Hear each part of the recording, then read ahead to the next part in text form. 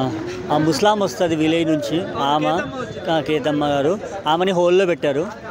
And some handicapped తన ప్రసన్న అలాంటి వాళ్ళకి ఇవ్వండి అయ్యా టాలెంట్. ఎందుకంటే వాళ్ళు బయట ఏం పని చేయలేరు. అలాంటి వాళ్ళు టాలెంట్ అంటే తను తప్పుగా అనట్లేదు, బట్ టాలెంట్ని చూపించుకుంటారు వాళ్ళు. అలాంటి వాళ్ళకి ఇస్తే ఈ కాళ్ళ మీద పడి ఫ్లోర్ అంతా క్లీన్ చేసే వాళ్ళకి కాదే మీరు ఛాన్స్లు ఇవ్వాల్సింది.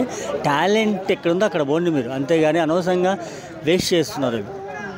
అంటే మిగతా ఇప్పుడు లేడీస్ కంటెస్టెంట్స్ వచ్చారు, వాళ్ళకి అన్ని ఆల్మోస్ట్ రెడ్డే చూపించారు. అవునవును. అంటే వాళ్ళు ఎలా ఉందంటే ఇన్స్టాగ్రామ్ వాళ్ళు ప్రతి ఒక్కరు ఇన్స్టాగ్రామ్లో వీడియోలు చేసేసరికి సెలబ్రిటీ అనుకుంటున్నారు. అలా అనుకుంటే మన లోకుల్ కాకు లాంటి కూడా సెలబ్రిటీనే. ఆమె ఎన్ని వీడియోలు వీళ్ళని మించిన వీడియోలు ఉంటాయి అవి.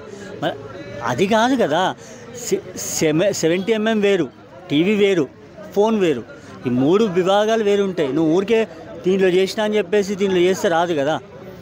దీంట్లో చేసినట్టు కంటెంట్ అద్దం ముందు కూర్చొని లిప్స్టిక్ పూసుకుంటున్నా, పౌడర్ వేసుకుంటున్నా, సినిమాకి వెళ్తున్నా అని ఇట్లా డ్రెస్ షర్టు ఇవి కాదు కదా.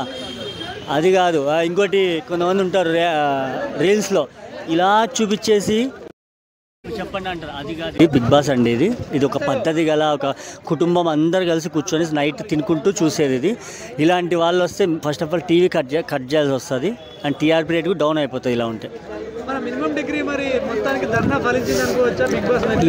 ఏం బీకినాడు ఇప్పుడు?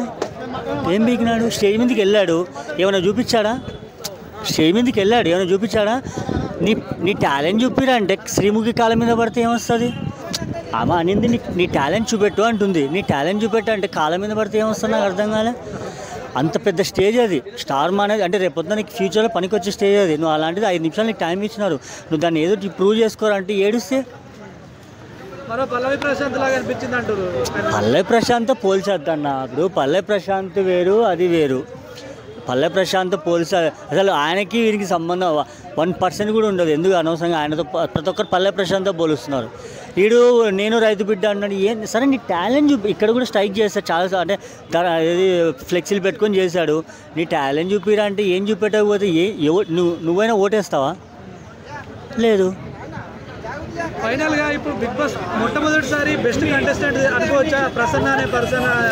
నేను ఇప్పుడు చూసిన ఎపిసోడ్లో ద బెస్ట్ అనుకుంటున్నాను అతను.